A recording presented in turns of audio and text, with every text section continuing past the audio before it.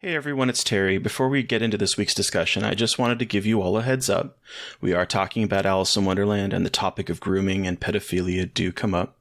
It's a great conversation, but a sometimes heavy one, so we understand it if you need to skip this week's episode or just listen to the interview portion. Chandler does mention trigger warnings before we discuss it, and we will include the timestamps in the show notes. Please take care of yourselves out there, and thanks, as always, for your support.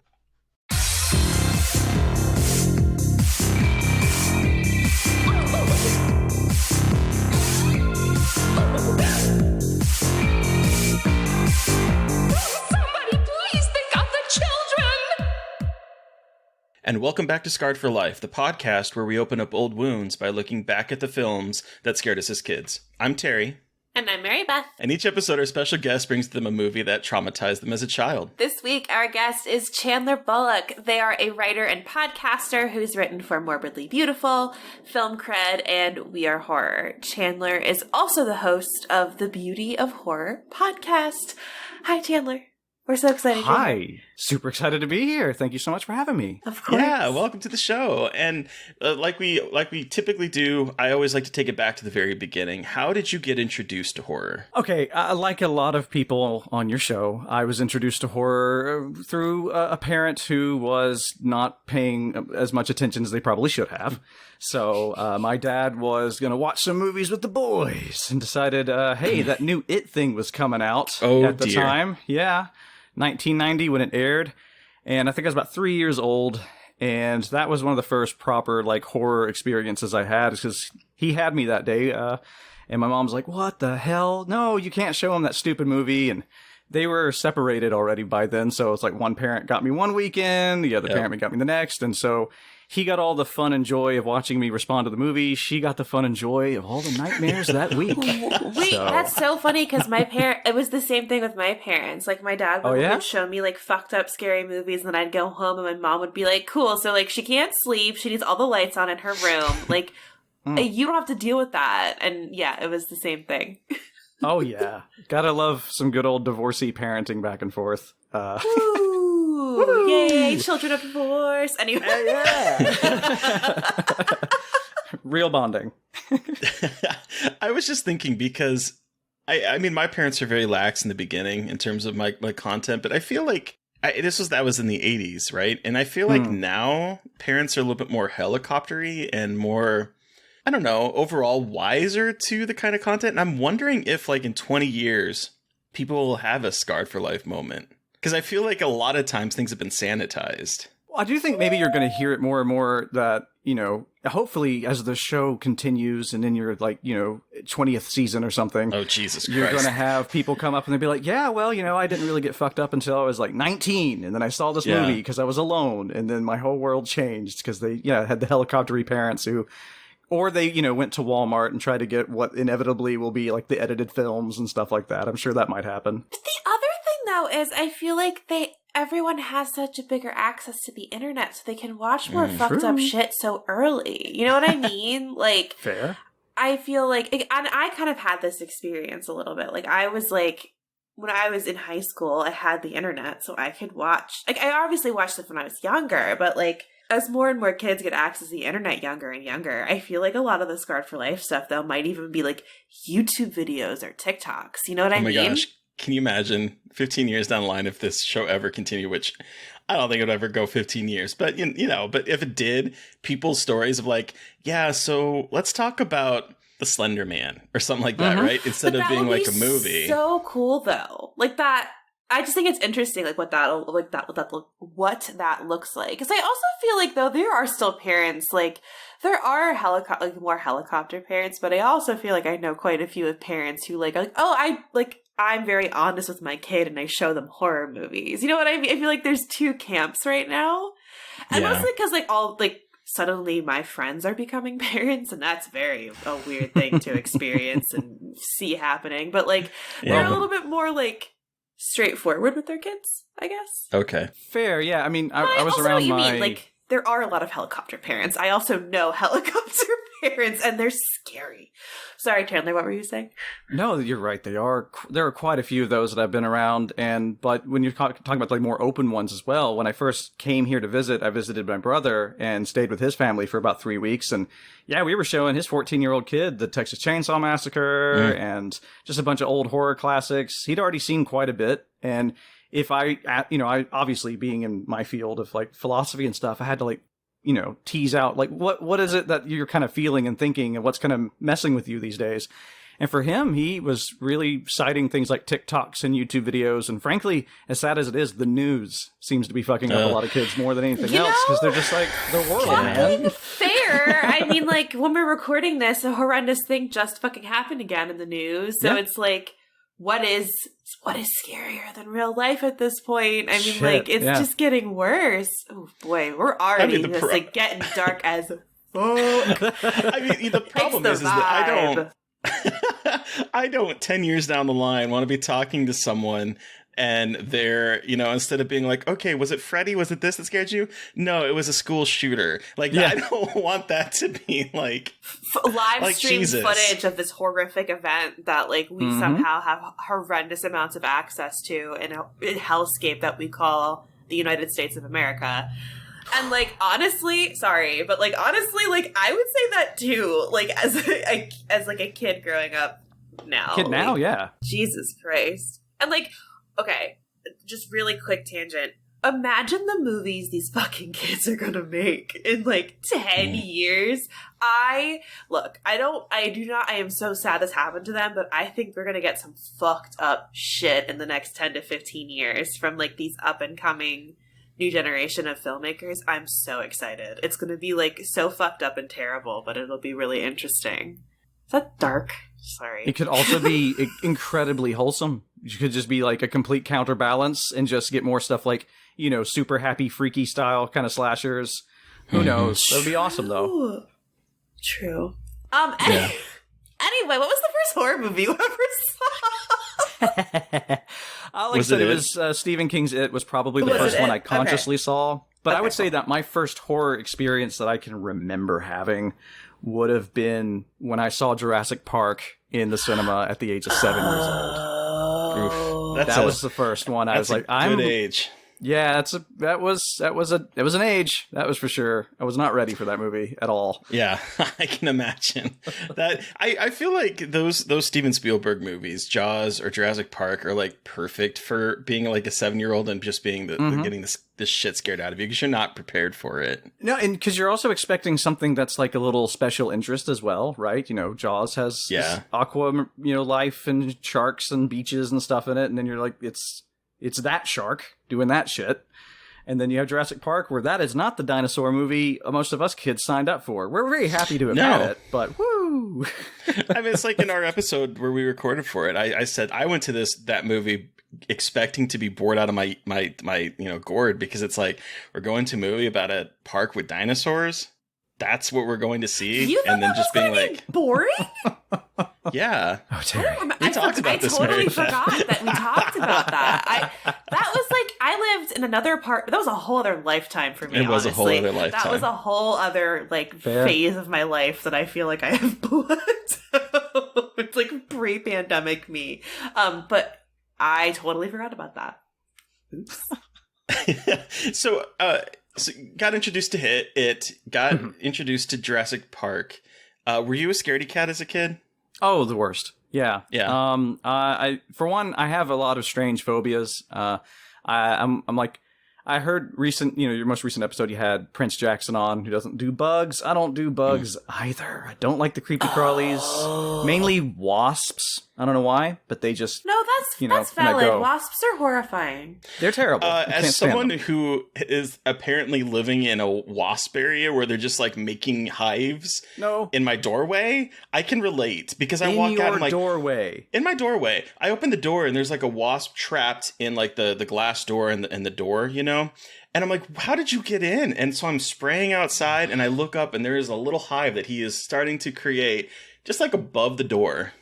I'm like, no, sir. No, this is not for you. Yeah, get out of here. Cleanse. Ugh, no. I had a run-in today with a wasp. We had the windows down in the car, and my stepmom went out to get some cigarettes, and we almost made it. But as soon as she got to the door, one just like went right into my face. I was like, I can't get that goddamn door open. Oh my God, how's it open? How the fuck does it open? It's not fun. So don't do wasps. Wasps are mean. Tornadoes, because I grew up with them in Mississippi, it's just Tornado Alley. So deadly fear of mine. Deadly afraid of them. Doesn't bother me. Yeah, I can't do sirens and stuff because of Lucky. it. You know. Yeah. I'm one that runs out and goes to look. I can't. I know you said that so many times. I just like cannot conceive of that. I mean, I do too, though. I have that sick fascination to where I kind of want to see the devil as it's going down the driveway, but I will kind of have a panic attack if I hear those sirens in just a normal context. Oh, I just get annoyed. You get annoyed? I get annoyed. I mean, spoken like a true Midwesterner, but then also, Chandler, you grew up in Mississippi, so it's not like you had a pretty similar experience with them. Yeah, you also have a pretty similar experience. So. It's like twice a week, you know? Yeah. I live in Maryland, and like we've had some bad tornadoes here, but it's not nearly as bad as like the Midwest and the South. But my dad's girlfriend told me about living in Ohio and about tornadoes. So for a year, whenever there was a tornado warning, I would pack a bag and hide in the basement. I was like so anxious about tornadoes, and I had nightmares about it. It's not okay as a child. It's not okay as I'm a child. playing games with my friend, and the sirens go off, and they're like, "Do you have to?" I'm online playing games, and they're like, "Do you have to go?" And I'm like, "No, it's fine. Let's just keep playing." Whoa, no. I'm like, where's the local shelter? There's no basement here. I don't like this shit. It's gotten too close to me too many times. Okay, so when I was 8, they put me in one of those, gifted programs. Basically, the This Kid Doesn't Make Sense program. And gave me, like, little crafts to do. And one of the projects we had to do was to make a children's book. Of just write something, be creative, do something. And obviously mine was about ghost tornadoes. Because they scared the shit out of me. So... tornadoes that could think and feel and do whatever they wanted to because they're ghosts. Oh, wow. Yeah. Wow. Good, That's wholesome pretty rad. child reading right there. I love that. I mean, yeah, that is a good wholesome childhood reading. No trauma or like any kind of phobia going on at all. No. And as a kid, with me being so terrified of just about everything, like any little concept that I read about or heard about, I just kind of dove into it more. I think that's where the whole love of horror kind of came from, was... with tornadoes, for instance, I watched all the Storm Chaser documentaries that I could find. I watched Twister when it came out. I watched everything about them. When it came to like wasps and spiders and stuff, I went to the library, got books. I wanted to know the enemy as much as I possibly could and learn every little thing about them, even if it made it worse in some cases. Wasps were way worse than I thought they were going to be. So, like, shit.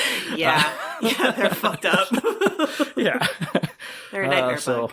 Yeah, that was a bad little tunnel I went down.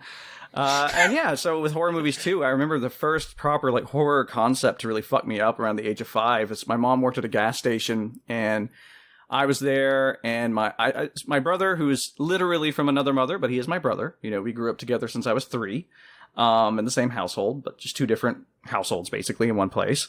But he and I were there in the back of the, where the cash register was, waiting on her to, finish up her day, and we had a friend over. And they mentioned werewolves. I'm like, oh, what's that? This little 5-year-old joined the conversation. They're like, watch this. And they told me like campfire story after campfire story about werewolf shit. And my mother was not happy. So. That's amazing. Yeah. That is amazing. So are you still easily scared as an adult, or are you more desensitized now after watching a lot of horror? I would say affected, but not scared. Let's put it that way. Okay. I have more of an emotional response. I'm the killjoy that can watch movies like Piranha 3D and be like, no, I'm just kind of bummed out, man. They're just trying to have spring break. This sucks, Like, I don't really get any glee out of this. I appreciate the effects, but I'm just like, I'm depressed. I'm going to watch something else. Like, I get it with a slasher movie. If you have a nice quippy slasher and you set up that kind of tropey, these people did thing that got killer mad kind of stuff, then I can kind of go along with it. But like natural disaster movies and stuff, I'm just like, I don't know, from Mississippi, you got to take that shit seriously. That could happen, So I get that, but fear, sometimes movies can be frightening, but I guess I shock easily. That's more it is. I jump. Very jumpy. Okay. What was the last movie that really scared you, got under your skin? Host was probably the last one to really get me. Yeah. I remember just that flash of Jack there at the end of the film. That's like what seared it as this kind of, oh, I don't want to go to bed anymore kind of thing. He's in the shadows waiting. No. Yep. Yeah, they did a good job. Well done, guys. Yeah. Definitely an effective movie. Yes. So, what are some of your like favorite horror movies as an adult now? What are the kinds that you gravitate towards? So that's evolved over the years. As a kid, it was probably more the kid-friendly kind of stuff. Your Beetlejuices and anything that was more classic horror-esque. Then in high school, I got into the slashers, and eventually, ran into something like the Texas Chainsaw Massacre, which has kind of been a synonymous film with like everything that I do now. It kind of pops up in just about all of my work. And I keep coming back to that one because it kind of evolved into a love of folk horror, I would say is one of my bigger loves. And more in that Americana, Southern Gothic kind of folk horror. That stuff I really love. I mean, I love it all, but the more you're kind of, the Blair Witch Project was also a movie that kind of really rattled me when it came out. And I bought it so easily at the time that just the idea of it completely fucked me up. And, I love movies that really tap into something older than you. That's kind of showing you that you aren't as in control as you might feel you are. And you can't quite explain what's happening to you, but you're never going to. And that's not the point.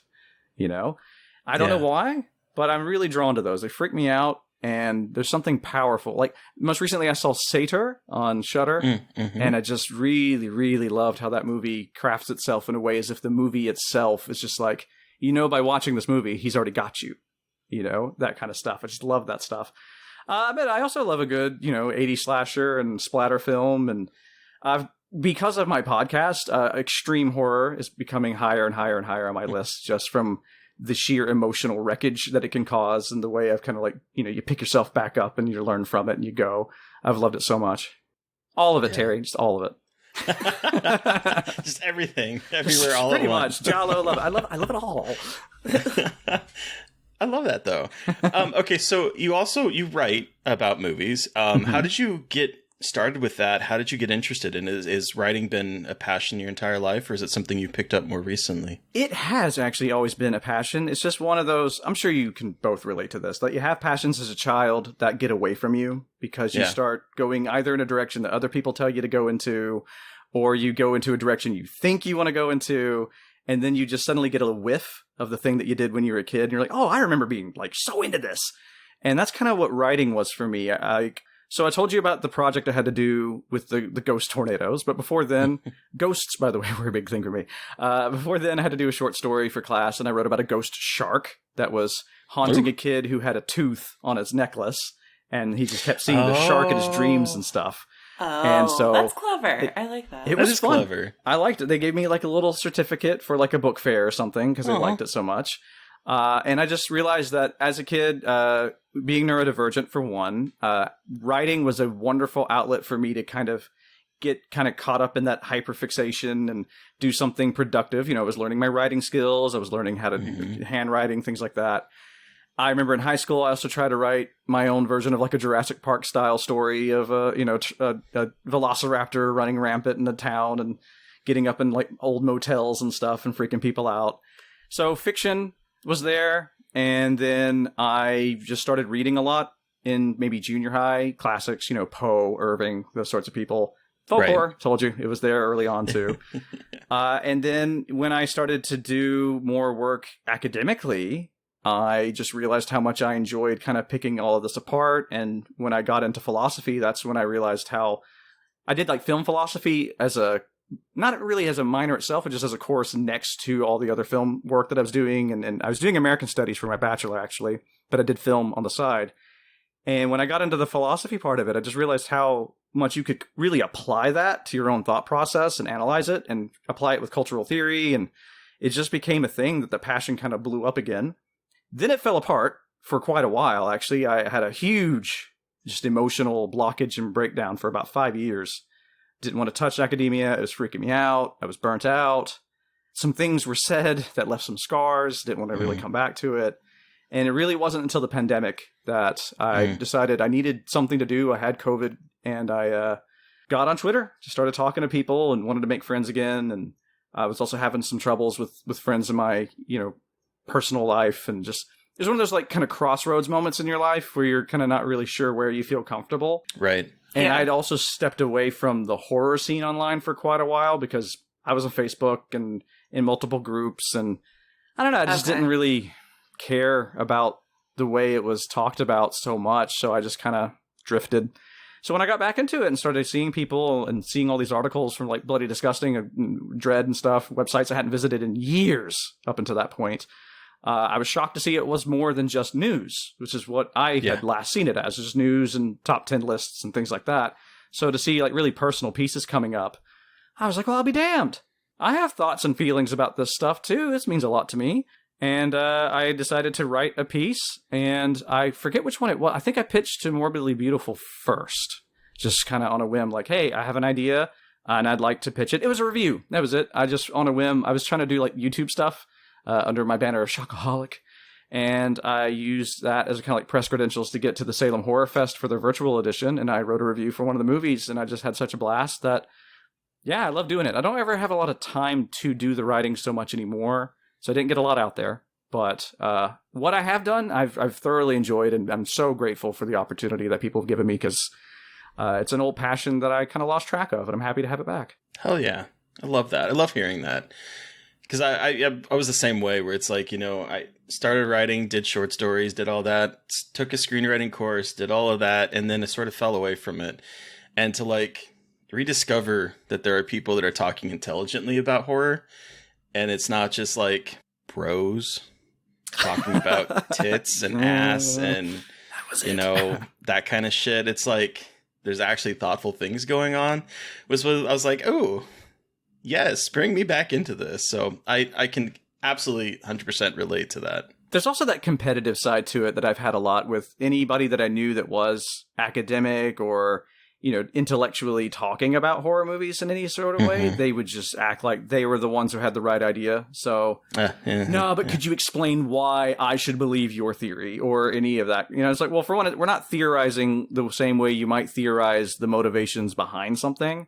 It was theorizing in terms of what we were experiencing and maybe looking at cinematography or something and what that kind of says to us. But I don't know. It was just, there was a lot of just thin-skinned bickering in horror for me for a few years that I was like, what? Bye. And just kind of did something else for a while. Fair enough. And then you also have a podcast, the Beauty of Horror podcast. Can you tell us a little bit about what you talk about? Okay. So the Beauty of Horror is a podcast in which it started as the title suggests, just an exploration of films that we find particularly beautiful in the horror genre, of course, and then try to explore why we feel that is. Since that was based on a course that I did recently for my master's, which was The Beautiful in Film. And we tried to really make a huge distinction between aesthetic experiences versus like being moved by something or other emotions that we might have. And I just ate it up. Like I said, I had some baggage with academia. So to go back to a course, I was already like, fuck, here we go. And it was also with a teacher who kind of made me, he didn't do anything wrong, but he just said the wrong thing to me on the wrong day one day. And I just internalized it to a degree that I couldn't get it out of my system. So I was a little nervous to be around him. Like, oh, he's going to hate me. He thinks I'm an idiot, that kind of stuff. And I was nailing it. I was just right on it. I was like, okay, shit, this is going to be my thesis then. This is going to be what I do then. And so the podcast started talking about beauty in horror, but now it's an exploration of aesthetics more broadly. And so what I do is I bring a guest on. And Mary Beth, you've had your own spot there with talking about Phenomenon, which is a wonderful conversation. That was when it was. Sorry about breaking the bugs, because I. Oh yeah, I loved it. It's very much a bug movie. Yes, it was very creepy. Thank you. But we talked about human soup, which was also delightful. We did talk about human soup. Yes, delicious. And so I love the challenge, right? take a movie like Phenomenon and see where those moments of beauty are, and also talk about what is subjective experience versus the objective. So through you telling me your taste in the movie, and then me maybe not loving the bugs, can find what I find beautiful in it, and we will find a middle point. And I love doing that with people, is seeing where, beauty as a philosophical concept has a more objective realm. We all know it when we feel it. And we all know that there are certain triggers out there that kind of seem to be more common. But then there's that subjective realm of your taste. What do you enjoy? And rather than, like I said, bitching and arguing and being like, well, my taste is different, so I'm more superior. I wanted to kind of give more of an atmosphere of like, yo, that is awesome. And you're blowing my mind and you're changing my life. And now I want to watch this movie through your eyes, kind of a thing. So you could take a movie you might have hated, and suddenly it could be one of your favorites just because you appreciated somebody's take on that film. And then it went from there. Now we're talking about disgust at the moment, and Hell yeah. it's been a challenge. I haven't studied that, so it was interesting to do a more practical application of just trying to feel out what does disgust, our responses of disgust say about us. And y'all, it's some pretty heavy shit. What's the hardest thing you've had to watch so far for that? Oh, easily Thanatomorphos was from 2012. That movie was oopy and gloopy and skin crawling. And is that a sex your face? One? No, actually, no. I mean, there is definitely an allegory in there, but it is one about a woman who's just so depressed that she just starts decaying and doesn't really fucking care. Oh, that's right. It's pretty really bleak. uplifting shit. Yeah, right? Yes. That's what I do. Now I want to watch it. Ha, ha, ha. Yeah, go for it. It was one of those movies that it was a difficult watch on the disgust factor just because they did a really good job with the effects. I'd say the second most difficult, just if we're talking like emotionally, was Titan. That one was a bit of a rough one for Titan. Oh, you said it like the way you're supposed to say it. Not Titan. Titan, like Titanium. Titan.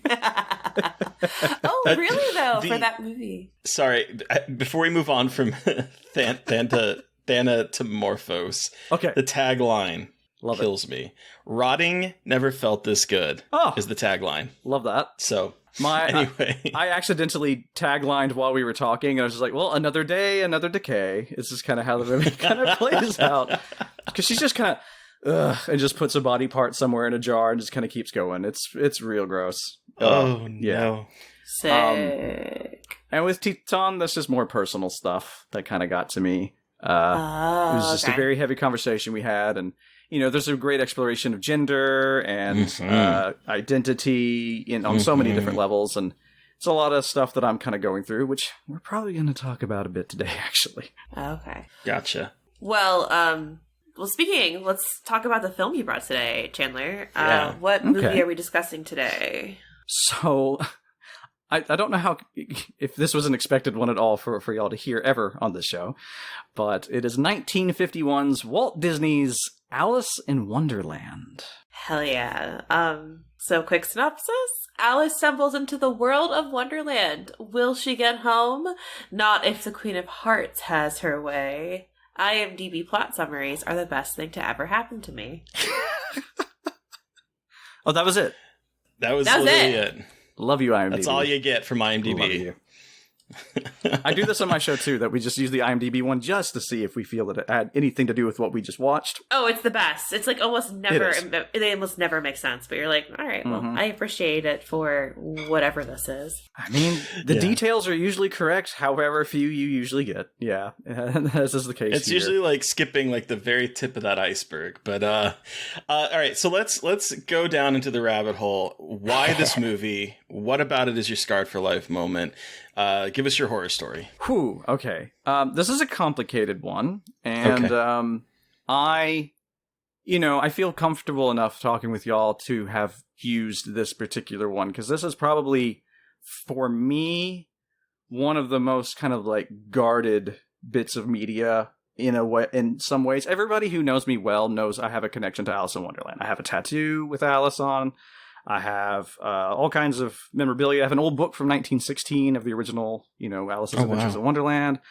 And so, like, I'm obsessed. But that obsession is both a, an enjoyable endeavor, but it's also a lot of processing and trauma kind of coming in through it. So I chose this one, because I wanted to give you the typical really fun, this movie scared me to the point that it still scares me now kind of movie. But you've covered all the ones that I could kind of tell you about and extensively. So I had to dig deep, and I chose this one just I was talking to my partner, and she's like, you gotta mention this one. I don't know when I first saw this. I probably saw it for, maybe when I was a year old, 2 years old. I don't know. But I do remember that we had this taped on an old VHS tape just off a TV. I don't know the context of when we had this thing recorded. We had a few of those clamshell, bought Disney things, but this was not one of them. I have never owned this movie until DVD.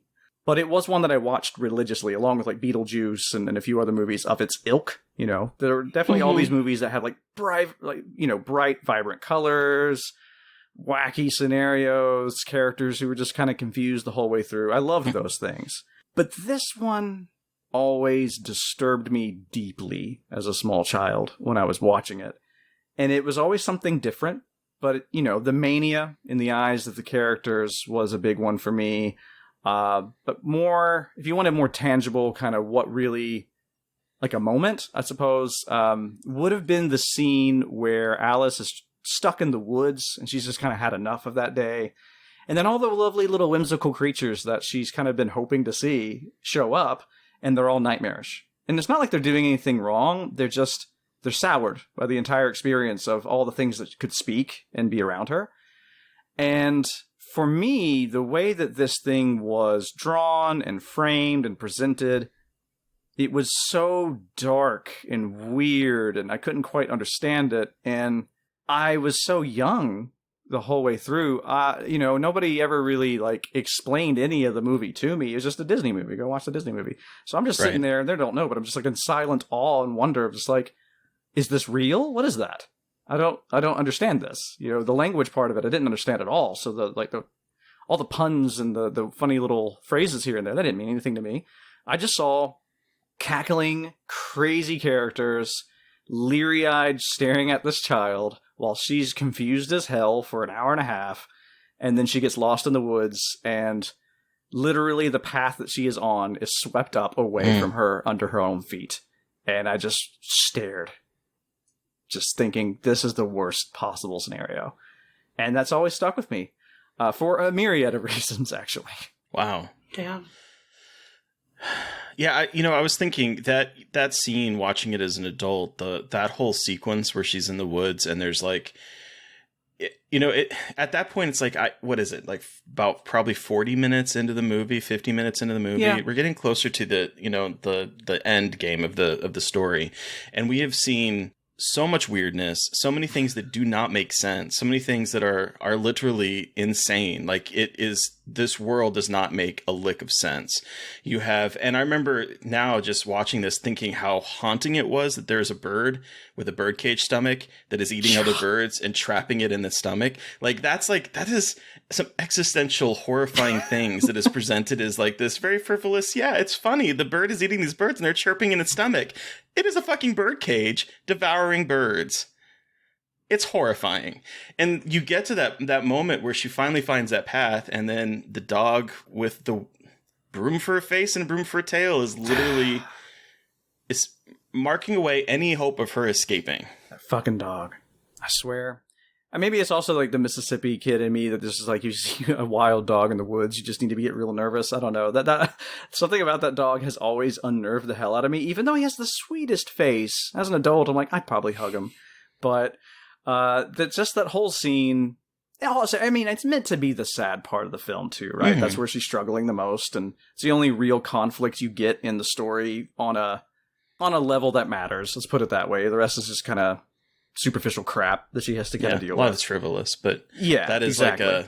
A moment where it's real, she does not think that she's ever going to get home. Exactly. The rest of it is one of those things that I always loved it. but always had that kind of feeling in the back of my head of, why do I feel uncomfortable watching this movie? It was so weird how it felt like one of those movies I shouldn't be watching around adults, even though it's a kid's movie. And I think it was because I was picking up on signals that I didn't quite understand until I became an older child. And then now that I'm an adult, even more stuff. And it just gets darker and darker every time I see this movie. But, well, you know, what the first things I can say that I started to really understand as a whole with the film was that I felt in Alice's position as a kid with ADHD who's being spoken to about how I view the world. Okay. And being kind of boxed into positions from everybody, and how you have this world of nonsense that you think is great. But I liked how basically what Lewis Carroll did with the original story and with this Disney movie was show how, well, if the flowers and stuff could talk, they would just talk all this bullshit that people talk about, which is just judging people or stupid etiquette rules that don't matter, or they're going to bully you like two little kids in the woods. And I mean, it's a funny allegory to an extent, but, you know, I lived it quite heavily, just constantly like, well, just get with the program, kid, or it's not that bad, it's not that scary, you should feel this way or feel that way. And it's such a stressful movie for me to watch sometimes, even though I love it to death. Wow. Yeah, I get that, I think. Because what struck me watching it as adult, well, there's a number of things that kind of jumped out at me as adult watching this now. Because when I was a kid, this was a favorite of mine. I would watch it religiously just because I really like the music. I think it's animated beautifully, and so that kind of like spoke to me. And I also like was a kid that didn't want to focus on history lessons or any of that kind of stuff, and so I spent a lot of time in my head. I lived in Alaska. I've talked about this on the podcast before. I lived in Alaska kind of very by myself. So like I had a very rich imagination, because I was basically playing by myself through most of my childhood. I had a couple friends, but like for the most part, it was just me. I'm a weird little kid in a place where like people would come and go because you're either there in Alaska, and the people that were in Alaska that lived there and chose to live there were a little off as it was. And then there were like people in the military that would come and they would go, and they would come and they would go. And so like I'd make friends, then I'd lose them because they had to PCS out. So it was like, I spent a lot of time in my imagination. So this movie I reminded myself of Alice, just like, I don't want to hear about these stupid history lessons. I just want to go fight Jabberwockies and that kind of shit, right? And so this movie like spoke to me a lot as a kid, but all of it way over my head. Like watching it as an adult now and seeing the way that like, I think this movie in particular kind of tackles politics. Yeah. In a very specific way of like showing that we're all just fucked in terms of a political situation, because it contrasts like the Queen of Hearts who just wants to be pleased. And if she's not pleased, off with your head. And she has that ability. And everyone kind of like speaks her up and like cheers her on and just feeds that ego to the point where she is just a maniacal dictator. So you have that representing kind of like UK and like the monarchy, and then you also have the dodo bird who's dressed up as a founding father who looks like Benjamin Franklin or like what a founding father would, who is like, we got to do a caucus race, and he's standing up on this altar away from the water while the water's crashing on as all these people are just running around in circles, and like, this is how you're gonna get free, this is how you're gonna get dry. He's dry, but no one else is, because the waves are constantly running in and all they're doing is running around in circles. And it's obviously, you know, talking about caucusing, and it's talking about the political situation in the United States. And so you have like these, and then you have the walrus and the cat and the carpenter that is like all of these different systems are made to like make one person rich, famous, and happy, and the rest downtrodden and running around in circles, literally trying to get dry from waves crashing in constantly. And that's what I picked up on as an adult, that like as a kid I had absolutely any idea about. Oh yeah, the more I learned about it too. I mean, at a younger age, trying to read the books and then learn more about why Carol wrote it, and even that's a very vague, complicated situation. But we're not gonna get on that because that's part of why this movie fucked me up as well. There's something in the back of that. But on the level of the political part of it, yeah, I mean, there's stuff that even in high school and in my studies, I still had a hard time kind of wrapping my head around until I was much older. And just watching it just now, right before this podcast, I was saying to my partner, pointing out like, okay, this is that, and this is this, and this is, do you know what a caucus race is? And kind of explaining it to her. And, so just to kind of make some of those jokes like hit really hard. And she's just about halfway through the movie just kept like, And just like tisking and shaking her head at some of these like political references and things. She's like, God damn, adults suck. I'm like, they do. We really do. Poor old Alice just kind of being like, oh, none of this shit makes any sense. And I'm trying really, really hard. And it's when she's trying that she's at her most confused. Because when she's just la-di-da, all that sort of stuff, it kind of works out to an extent. But, you know, that's the whole point. In a child's eyes, an adult world doesn't make any sense at all. Because it is a bunch of just egotistical bullshit that we have to navigate through and watch people just do nonsensical stuff. And it can look at the shit like today. It's clear as fucking day what sort of problems you have that could be fucking fixed. But we're just going to go in circles because, you know, etiquette and the way we want to talk and, you know, pockets getting full and capitalist bullshit. And like, that's... Meanwhile, we're drowning under waves as we're trying to get dry. And they're the waves of our own tears. Mm-hmm. That's Exactly. also true too. Yes, absolutely. I didn't even think about that. That is literally the waves created by your tears. Mm-hmm. Yep. Yeah. I mean, that stuff is the stuff that really gets me now and why I appreciate the movie still and stuff that I can really like intellectually like latch onto. But there's some sinister shit with the whole concept of this story that kind of gets to me. So like, Okay. I don't know. How are y'all feeling? Because I can go down a rabbit hole with you. I don't know if you want to or are ready for one. Whatever you feel Very comfortable on. doing. Let's go. All right. Okay. So you might need trigger warnings for this, but the sheer concept, though, of this child being alone, navigating in this very adult-centric world, and either being ignored, so her safety is not at all a factor, or the fact that she is getting too much attention, is where it's always kind of in the back, way back of my head as a kid, was kind of going on. And I think for me... personally, and I know for everybody, if they have even, you know, a 1% of this feeling or experience, or even more so, and I, you know, my heart goes out to anybody who has any of this, you're going to have different reasons and feelings and, you know, whatnot from your own past. But for me, I think I was a queer child who was not aware of what that meant or how to navigate that, and who was definitely repressing himself for like 30 fucking years. And I'll tell you what, men love to prey upon small queer boys. Now, I've been very blessed to have not had any sensitive areas be in the vicinity of people that it should not be, but I have definitely been very damn aware of people being too close, people touching inappropriate places, and definitely the way somebody can talk to you when they're trying to coax you into being their friend. You know, things like that. And that, I think, has always been in this fucking movie. And, you know, Mary Beth, you made that very astute when we were talking about Lewis Carroll's, you know, motivations with writing the book. That's one of the complications, right? Is he was very clearly a leery dude who had no business kind of studying a young girl to that degree that he could write this book. And that's got that muddy reputation and history of us not even really knowing, is this meant to be a commentary or is this meant to be somebody's memoir? We don't really know.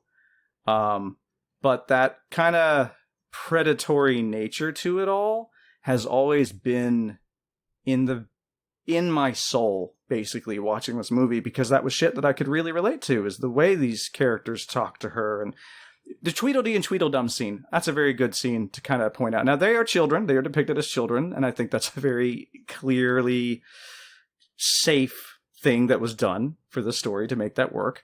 But you can just see little moments, like when they want to tell her the story of the walrus and the carpenter. They have this kind of like side glance to each other, and then kind of, you're very leery of, they are talking around this child to confuse her and befuddle her for her presence and attention. And that happened to me a lot as a kid. A lot. The amount of times my mom snatched my arm up and was like, get the fuck away from this person. Who are you? Why are you talking to my child?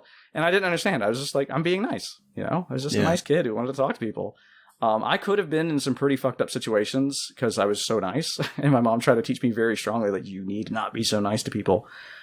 So, sorry to go there at all, but I just think that is... And I'm trying to, like, gloss over it because I don't want to, you know, personally stew into it too long, but I don't mind if we unpack it a bit. That aspect of this has been profoundly like impactful on me to the point of obsession. The imagery of it has stayed with me. A lot of my tastes and desires and all kinds of things. Also, at the same time, you had like the fetishization of Alice in Wonderland kind of popping up around the time I saw this movie. I don't know if you're familiar with the video for Don't Come Around Here No More from Tom Petty and the Heartbreakers. No, but I'm not. It is an Alice in Wonderland thing, and they have like, a dolled up sexy Alice who's in her Wonderland. And they do a great job, though, of just showing like, how men literally kind of accost women all the time on the streets and stuff. And that's kind of what they did with their video. But it was the first time I've even seen like an adult context of it all. And it was all about like sexual assault and grossness. And so that was all at the same time that I saw this movie at a young age. And so then those two feelings start kind of like just colliding in a weird way that I just got really kind of gross and uncomfortable watching it, but I couldn't look away. Because like you said, Terry, like I also was one of those kids that just like did shit alone and liked to use my imagination. So it fed me on that level so well, but it disturbed me so deeply in a way that or at least in relation to things that I couldn't genuinely be disturbed by until I was an adult, basically. Yeah. Yeah. So, the sexuality and the kind of implications of pedophilia surrounding Lewis Carroll. It's such a weird thing to go down. Because I went down a couple rabbit holes while I was doing my research about this movie, and like there seems to be Wait, really quick. Down the rabbit hole. Like that, isn't it weird how like Alice in Wonderland is like so fucking ingrained in our heads? Like, isn't that, like, I think about that a lot, and I want to talk about a little bit about like how Alice in Wonderland has like come out into something, but sorry, it makes me laugh. Yeah, it is. It's something that, you say and you don't even really think about it. I wasn't even thinking as I was saying it. I tried so and it's hard like, not to say it during my intro. Really did. Yeah, I was doing some digging and I was doing some research into him because I know a little bit about Lewis Carroll, and I knew that there was like some discussions about, the way that he would do portraits of nude girls, I should say, young adults and girls. And there seems to be competing thoughts about whether we are looking at it through a modern lens, because young girls back in the Victorian time were seen as innocent, and so like paintings of them was like not to be eroticized or whatever. So you have that side of things, but then you have people that are talking about what the fuck, right? And so there's even her name is Carolyn Leach, who is a playwright and author who focused particularly on his controversial sexuality and argued that the allegations of pedophilia arose initially from misunderstanding of Victorian morals, as well as the mistaken idea fostered by his various biographers that he had no interest in adult women. And so her point of view was that this is all just the Victorian time of showing young naked kids as being innocent. But I'm pretty sure, I feel like men in power are going to do shitty things. And I was thinking in particular when you were talking, Chandler, about, because I think it was last year, there was a documentary that aired on Sundance called The Most Beautiful Boy in the World. And it's about Bjorn Anderson, who was at the time that in 1970s, he was considered the most beautiful boy in the world. And he starred in a movie. Side note, he eventually became the man in Midsummer who jumps off the cliff and ends up having his head bashed in. That's Bjorn. But back in the 70s, he was this really angelic looking kid. He looked like he was a classical painting come to life.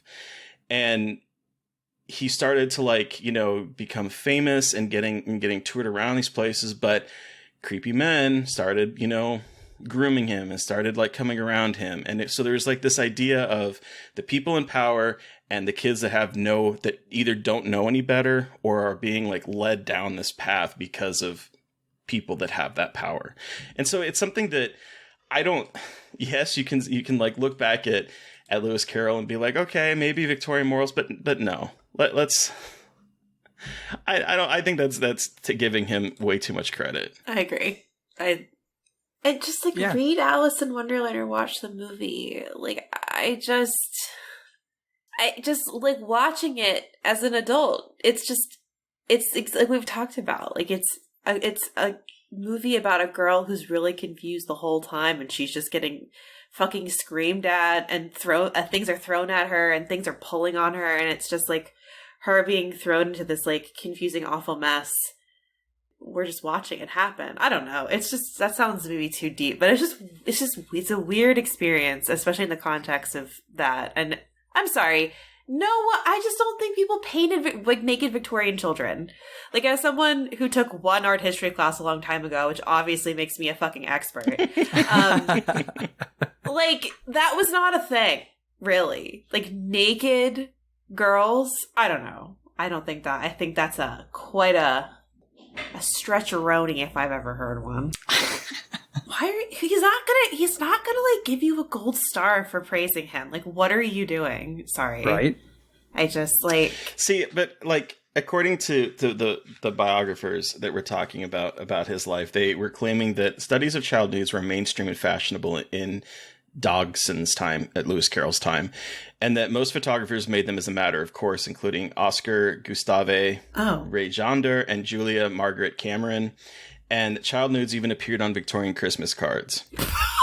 What the fuck? Implying a very different social and aesthetic assessment of such materials. So, like, they're talking about that, but then I don't know.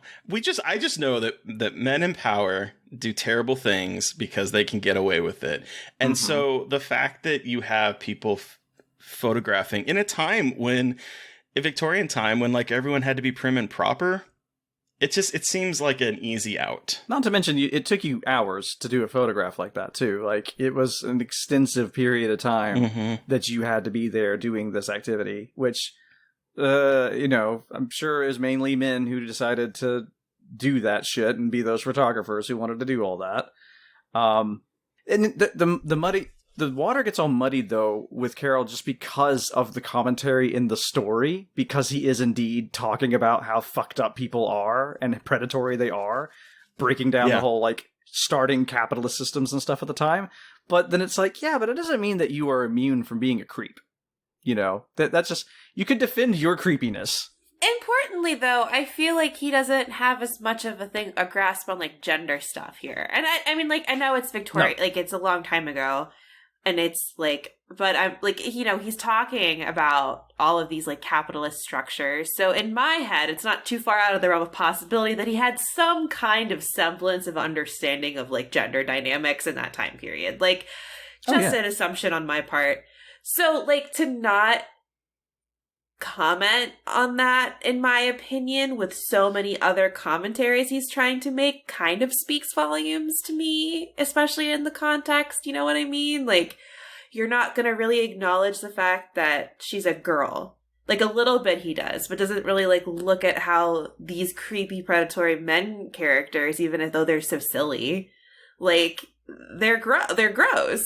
But he won't, he'll talk about all day about like consumption, capitalism, government, but he won't look at that because I think he didn't want to look too close into the mirror about there you go. That. To me, I think that could be part of it. It, again, tinfoil hat and whatever the fuck, but still. It is difficult because a lot of the biographers are coming at it from a more modern lens, and so it is difficult to like look back at, I mean, shit, it's difficult to look back at what was acceptable 40 years ago, like that has changed in the last right shit, that has like changed in the last 40 years. So I mean, it is possible that maybe that wasn't acceptable and there was nothing dangerous about it. I don't know, but a lot of the biographers that were looking at him were putting, there was one, Morton Cohen, who wrote Lewis Carroll biography in 1995, and he speculated that Dodson may have wanted to marry the 11-year-old Alice Liddell that this is based on. And that would cause an unexplained break with his family in 1863. Like, this is what the biographers are writing about. Granted, it's really, I'm curious to see what biographers, like, what is that? Over 100 years away, a year from now, would look back at, I don't know, someone from this time period and be writing about him. Like, it'd be very difficult, I would think, but I don't know. There's too much smoke here for there not to be some kind of fire. Let's just be honest. And it's very heavily covered, too. I mean, it's, like you say, especially with not having shit like the internet and seeing his tweets and stuff like that, we can't really get into the daily inner thoughts of what sandwiches and stuff these people ate or whatever the hell. But, there's enough there. Like you say, if there's smoke, there's got to be a fire somewhere. And I just feel that regardless of whether it was meant as a criticism of, or indeed because of his own desires to groom a young girl, it's in the story that he's just seeing, like, it's projected so hard throughout the entire story. And I'm with you on this one, though, Mary Beth, and how it's like, oh, you can call, like, capitalism and all these political things and these agendas that you don't agree with, you're going to call them out as grooming because they're just trying to tell the small child how to think and feel, and she's kind of going like, that doesn't make any sense, and kind of walking away from it. But then you do have all the people who tend to be more helpful and whimsical to her. Those are the ones who have that kind of creepo vibe to them that are just like, you are talking to a small child. Where is this moment of being like, hey, are you lost? What's going on? Or do you have parents? Or none of this. They're just kind of treating her on the same level as any other adult and letting her be confused and kind of grinning ear to ear. And there's some glee in her confusion throughout this entire story because it's kind of cute to experience it, that's kind of gross. Well, and I also think that because something I noticed this rewatch was that Alice is the same size as everybody. Like, she's a little girl, but she's the same size as some of the flowers. She's smaller than the flowers. She's the same size, around the same size, I think, as the Mad Hatter and the White Rabbit, Tweedledum and Tweedledee. She's smaller than the Queen, but I feel like she is on the same level. Like, and again, this isn't the movie. Like, I'm not this. It's different, whatever. But having her on the same level of everyone doesn't make her seem as much of a kid. And that's kind of what I always grappled with as a kid watching it, was like, I didn't think of her as a kid. Like, I forgot she was a kid because she looks, well, the way she sounds on one hand, like, I think she sounds more like an adult than a kid, but I also feel like because she is the same height until she does the whole, like, eat me, whatever shit, like shrinking and stuff. But she is on the same level of almost all the characters. So she doesn't seem as young. You know what I mean? Like, it's almost like, oh, look, we're evening the playing ground here. It's like the concept of age is wonky and naivete and things like that. And it plays with that in a kind of dangerous way if you think about it a little bit too hard. Well, I would say that even the whole structure of the story feeds into that because, she starts out in the real world being told to by her much older sister, being taught history, being taught rational things, and she just wants to fantasize and be in her imaginary world. And then when she is in Wonderland, she is the voice of reason among people and systems and characters that make absolutely no sense. And so the situation's reversed, and now she is more of the adult having to deal with kids that don't want to do rational things because they want to live in this world where there's unbirthdays, or worlds where, there's birds that eat other birds and have, skeleton made of a cage, or there's stories about oysters. Like, this is all fanciful, and she has become the thing that she on the outside world didn't want to be, and she's put into that adult. So I think the story is absolutely what you're saying, Mary Beth, that it's trying to put her as almost an adult dealing with this. And it's weird because you're right, everyone is so lecherous in this. Everyone is so, either they're calling her a monster and trying to burn her, or they're, calling her a weed and looking up her skirt, or they're trying to cut off her head, or they're telling her, that random things about going this way, pointing both different directions about where she needs to go. Like, no one is telling her anything that is helpful to her, and it gives it a very creepy vibe watching it as an adult that I never picked up on as a kid. That part, that lack of information, I for sure picked up as a kid. I think that's where the whole neurodivergent part of it was. How I was like, well, this is just me. I'm just constantly asking you simple fucking questions about what does this mean? And you can never answer. You just tell me that I'm stuck in my head or something. And, the whole we're all mad here thing. That glee and we're all kind of mad around here. You are too.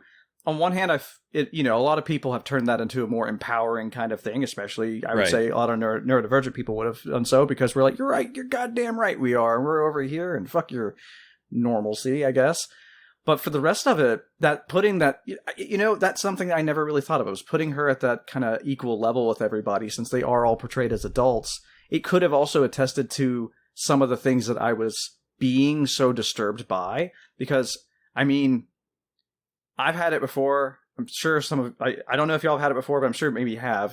Have you ever heard it before? Somebody say, like, you're very mature for your age. Oh. God, constantly. My entire childhood. Exactly. And those are the fucking people that reminded me of the people in this movie. Yeah. A lot of people in the typical places too. I've had, like, assistants to the youth pastors and stuff when they're going to, like, drive you home. And, like, you're really mature for your age. You're really intellectual. I love hearing you talk.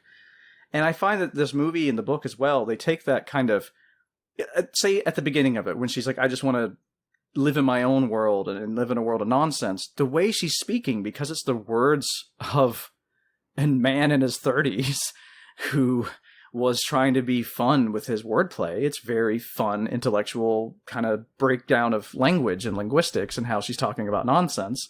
So you're seeing this kind of admiration of childlike wonder as if it's very emotionally intelligent, when that is the complete opposite of what it is. It's magical because it lacks emotional intelligence, because it is impulsive, because it is just pure thought and feeling, and there's no filter. And so we laugh and we go like, man, I wish I could still do that, not have some sort of filter stopping me or a memory or something that reminds me that that's not the way it is. But it's that creepy, you are mature for your age, the movie kind of thing sometimes when watching it. And that's always in the pit of my stomach. Has just made me feel so sick when watching it, despite being drawn into everything else about it. It's been like that whole guilty pleasure, but not because I'm ashamed of it, but just because I know that it as a child was preying upon me just as much as I absorbed and bought into it, basically. And I hate that it worked on me so well, but I'm like, fuck it, I still like Alice in Wonderland. You can't take that away from me. Kind of thing is where I am now. Well, I also do think that there is some, particularly for 1950s, some like feminist undertones in this, because it's like she gets out into the world, and let's be honest, yes, this is a Wonderland, this is a make-believe, but she is now stepping out into a world that does not make sense, where where everything is made to keep her down, and everything's made to destroy her. Like I said, you have the idea where she becomes, she's following the instructions. She's drink me, she does, and it does something. Eat me, she does, and it does something.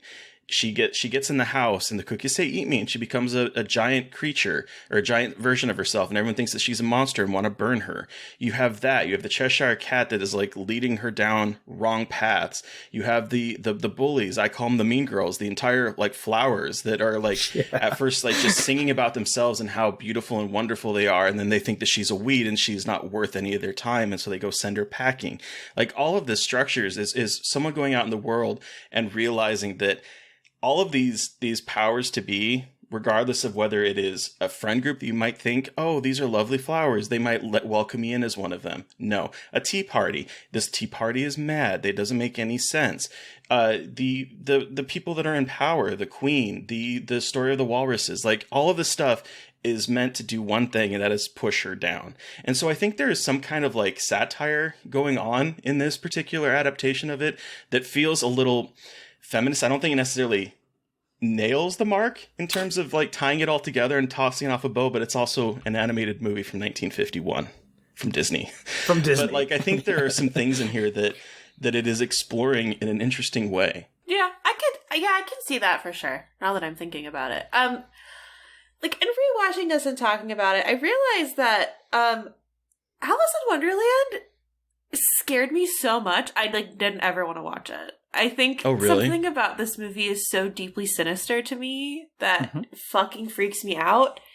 And so I just remember like wanting to avoid it. Like I never read it. Like I didn't want to read it. I watched it a couple times, but like it was not a movie I gravitated towards.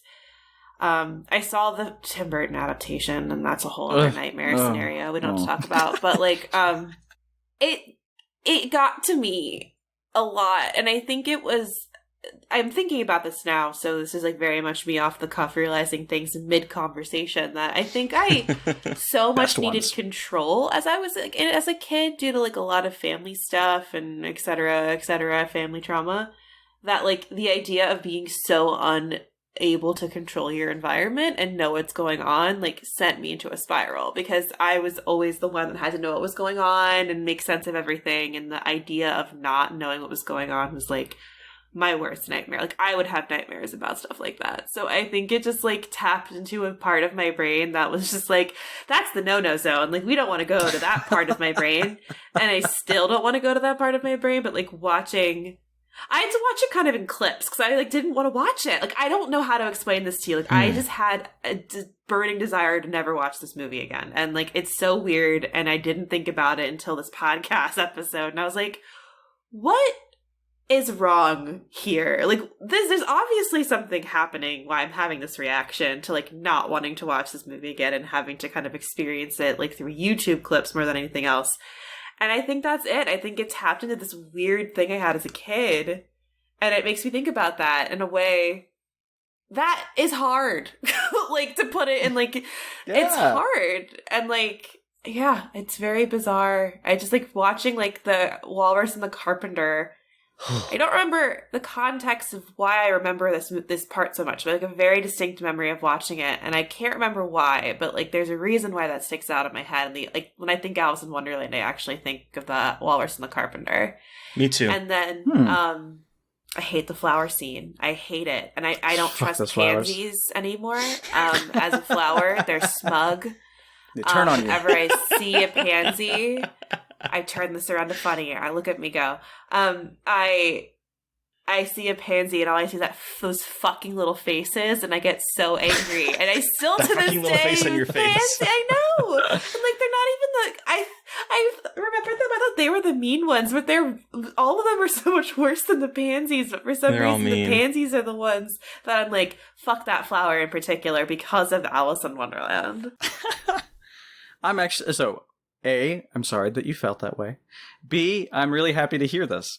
Just because, like, I relate to so much of what you were saying. I think, like, that's, like, it's, like, I've talked a lot about different things, but when I was talking about that feeling of, like, the neurodivergent part of it, I'm not saying that, like, I don't know your mental health history necessarily. But I don't know what this tells you about me, but the fact that this is happening, but like it probably means something. Listener, she's taken her hair and braided it into a necklace. It's doing something to you, and like that feeling you described so well. Though that's what I go through watching this movie and always have.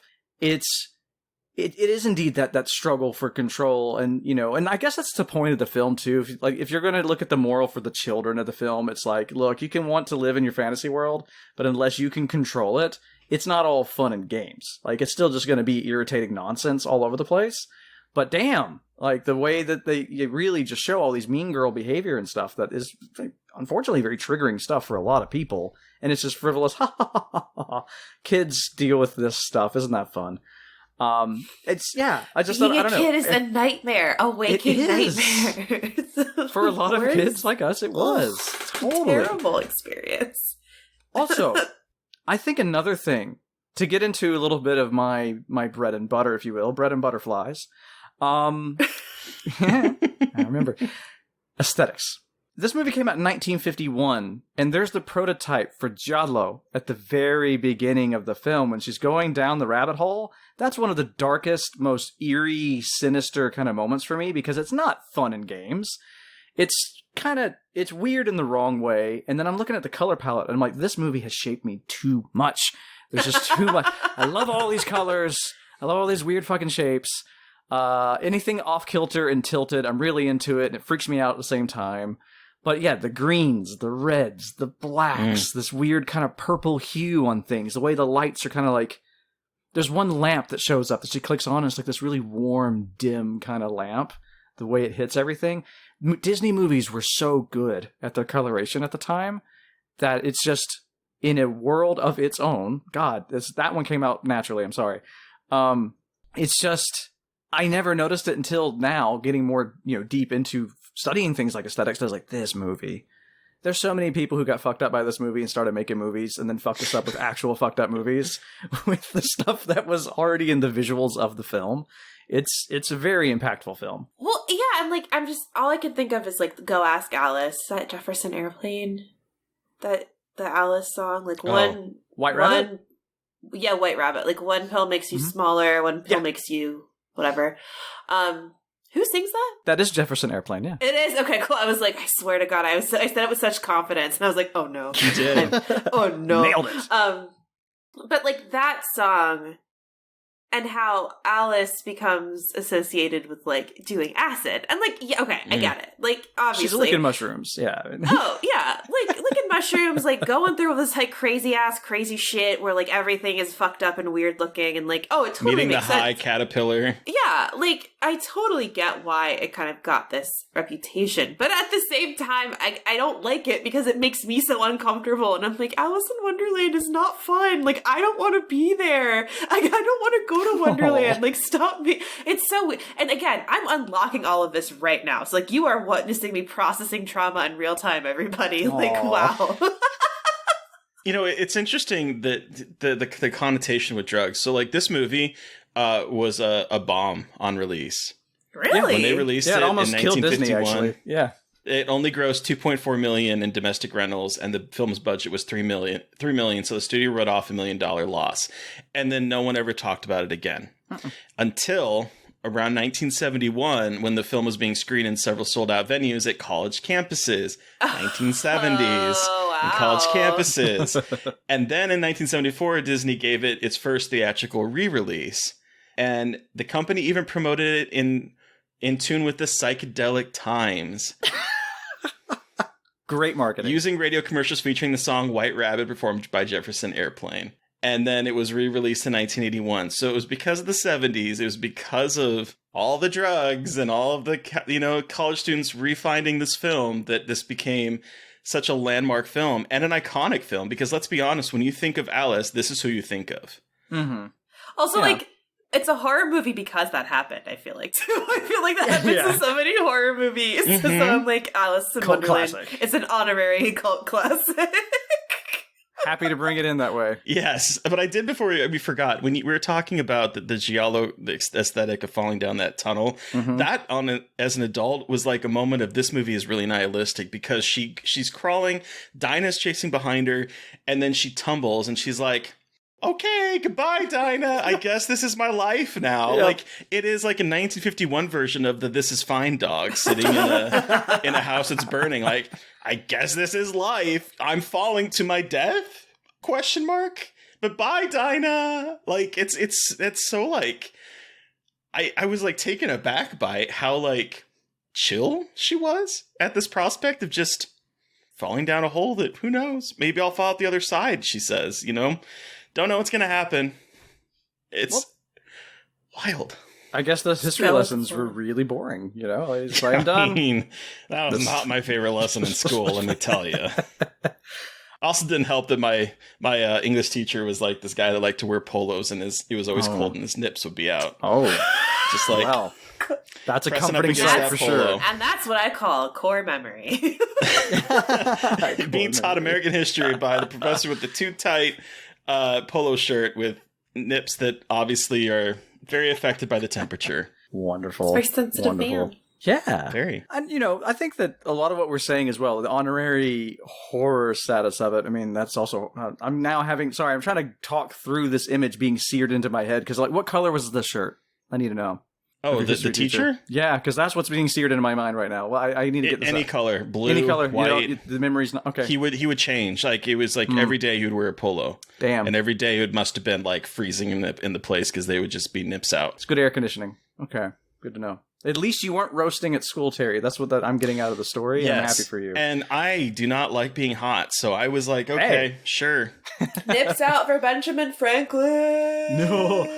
That would be the beginning of this movie. Who's the most boring teacher? Oh, goodness. I'm sorry for that for you. I've had some pretty awesome history teachers, and I've had some boring ones, too. I've had horrible history teachers. They can be a bit much. So all the cool ones out there, shout out to you. We're really happy that you're making people care. The ones that take history beyond memorizing a specific date that something happened and actually contextualize it to why this is important to learn. You're the real heroes. Yes, please. If on for the teachers who after Columbus Day tell you a little bit about why that's a fucked up holiday, you should get a raise. So, yes, excellent. Also, speaking of how iconic this movie is, though, as I was watching her eventually float down on her dress, I kept thinking, Barb and Star. and their Oh culottes. my god, the culottes. I keep thinking, is Florida the Wonderland of America? I mean, we know it's the penis of America, but is it the Wonderland of America? I think so.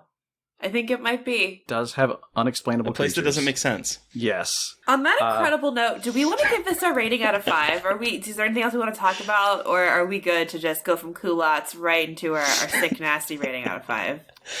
Well, the only one thing, if we have a little time, I don't know if you're in a rush or anything. It's on the side. No, cool. Well, it's just the exploration quickly about it as a horror tale, because I love that you mentioned that it's like an honorary horror story. But, I mean, this story has a track record of being adapted for horror. I myself actually directed a play of this, just straight up dark, horrible stuff. And you have your video games like American McGee's Alice and stuff. American McGee's Alice. Yeah. Here's another problematic man. Yeah, I know. Gamergate. It always just keeps coming back to this poor story. But yeah, I just think that there's like, we've talked about a lot of different topics that are pretty horrible in relation to this. And I do think that that's a reason. So if anybody's ever been wondering, like, why do these specific like children's things get linked in with horror so often, you'll note it's not always just anything, right? You can't just apply horror to any children's tale. Either it's so fucked up and dark because it was a Grimm's fairy tale that was meant to terrify you, or it's so fucked up and dark because, oh my god, can you not see what's actually going on here, like Alice in Wonderland? And you have the nonsensical part of it too. I think a lot of us, like Mary Beth and I think definitely connected on the I need some sort of structure and control, please. This is uncomfortable kind of element to it.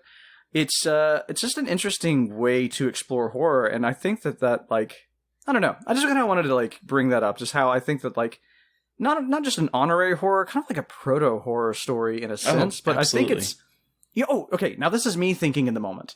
I feel, bold statement, I feel that Alice in Wonderland is one of the first stories in like a popular culture kind of way, even from back in the time to now, that it was one of the cultural horror tales. So it's us, the fans, who have converted it into the horror that's there inside of it, and have taken that and started making horror movies that start to resemble it, to really show what we see. Because that's exactly what I did with my adaptation. I kicked up this predatory aspect to it, and I also kicked up the aspect of Alice being a sort of antagonist from the perspective of the people of Wonderland, of this girl just walking around irritating them and kind of trying to stop them from doing things that make them comfortable. I just, in the moment, kind of thought about that I think it's the people's horror story to a certain extent. Well, it makes sense because, as you said, a lot of times when people adapt Alice or, are talking about it, they focus on the mental health aspect. They focus on the madness aspect. They focus on the horror aspect, the gothic aspect, even though it's not really a gothic movie. Like American McGee's Alice reinvents it as a gothic horror. Like every time someone is adapting this, they sort of lean into the maybe unspoken horror or the subtle nuanced bits of horror that are in it, because I think it is a horrifying movie. You have the story about these poor baby oysters getting devoured by a walrus. Like, that's horrifying. And that like affected me more as an adult than it did as a kid. I was like, Jesus Christ, they're just like the Pied Piper leading them out from their mother and then devouring them. Ugh. It was horrifying. Trust no one. Trust no one. That is what this movie says. Trust no one. Before we do get to the ratings, though, Chandler, watching this as an adult, is this still a scarred for life moment for you? Yeah, actually, just because like a lot of the things. So I've been keeping it pretty cool here. I didn't want to get too dour on the podcast, but a lot of the things that I mentioned about the memories and stuff that I've been having, like I had in the moment that I said, sure, I want to talk about this movie. That I just kind of opened up and just like, why? I just for once asked myself, why do you feel this way when you watch this movie? And a lot of shit kind of came up, and then got really angry watching it, and then of course laughed a lot about the political stuff, and like I've had too much of a long-term relationship with it to not harbor a lot of love for it, because it's really been so important for me exploring my creative endeavors and processing some of these things. But no, it still hits totally. Yeah. Oh, well, Let's give this our rating out of 5. Terry, how many unbirthdays out of 5 do you give Alice in Wonderland? You know, as a kid, that was my favorite scene in the movie. Just like Merry unbirthday to you. To me?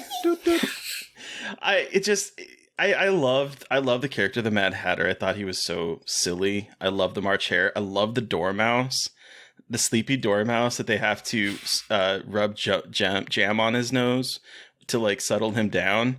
Like, I love that as a kid. Now I find it really disturbing in different ways, but yeah, I think this movie is beautifully animated. I think I was absolutely gobsmacked about how good this movie looked. I really was. This movie looks phenomenal. And considering that it was from 1951 and they're doing some really cool animation things, I love the kind of card montage where they are doing their dance and they're like folding in on each other and just creating different designs. I was like, this takes a lot of effort. This is art. This is like, it's gorgeous. I don't know. As an adult, I found it a little boring in spots. I'm not gonna lie. Oh yeah. Like there were like scenes that I really enjoyed, but like as a whole movie, I was like, oh wow, okay, there's still 40 more minutes of this. Like the nonsense got to be too much for me because it just was a little too much. So I have a weird feeling to this movie, but it has lasting iconic value. I think it is a horror movie. It's absolutely beautiful to look at. I mean, I don't know. Four unbirthdays, I think, for me, just because of the importance of this film, I think, to popular culture and how beautiful it looked. What about you, Mary Beth? It's hard. Ooh, I don't know, because I obviously like didn't want to experience it ever again.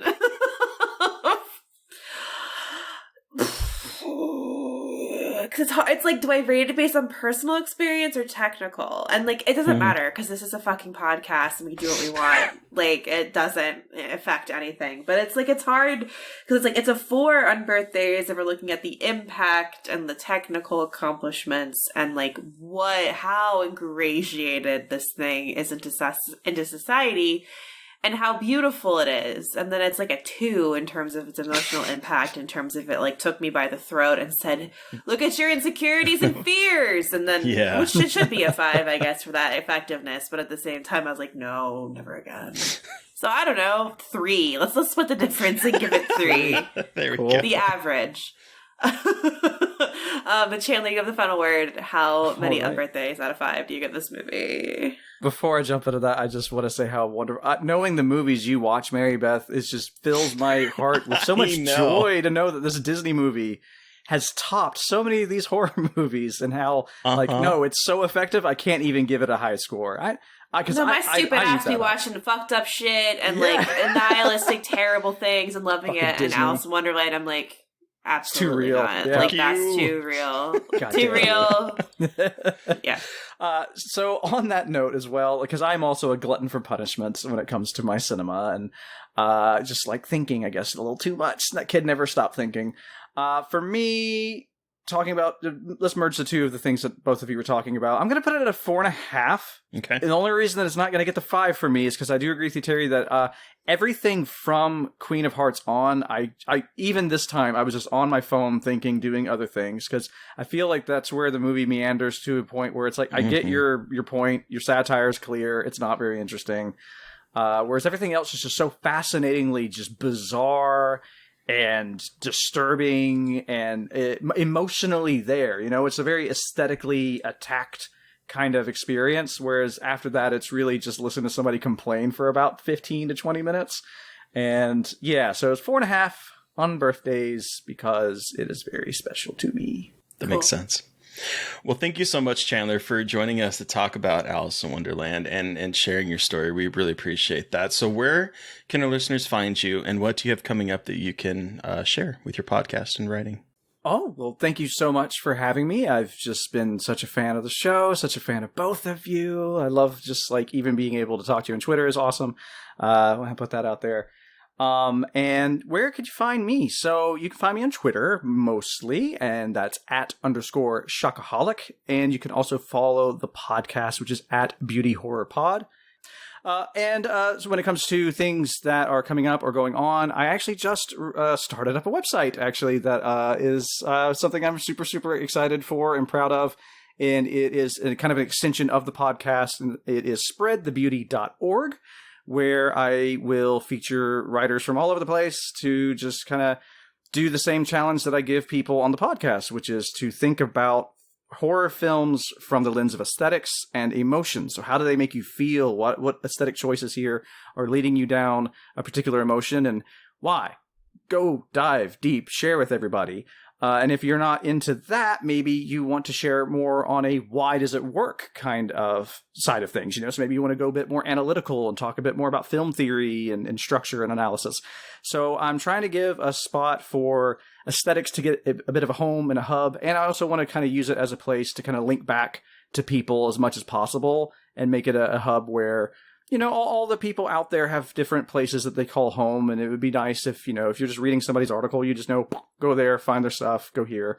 And we have both like an open area that is like any other website. There's also a subscription area called The Flock, where I want to put more exclusives, kind of like in the vein of some old magazines like We Are Horror, for one, to really give people the opportunity who might be early on in their careers to get some of those paid publications, or just, in general, a spot for you to kind of get paid. So all subscriptions that go to that will help pay for the articles there, which, of course, those will probably be a bit more candid and open and deep and stuff to make it a bit safer for whoever's writing it, because people are paying because they want to, read those things.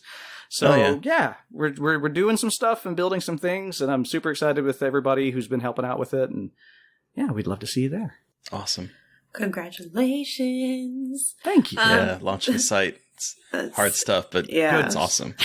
So listeners, you've heard from us, but we want to hear from you. What was your experience with Alice in Wonderland, the original 1951 animated version? Send us an email at scarredforlifepodcast@gmail.com, or you could reach out to us directly on Twitter. I am at MB McAndrews.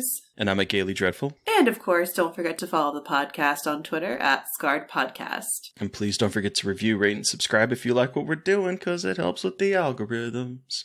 Thank you to Eric Power for our artwork. Thank you to Sean Keller for our music. Thank you everyone for listening. Please stay safe out there, but most importantly, stay creepy. And until next time.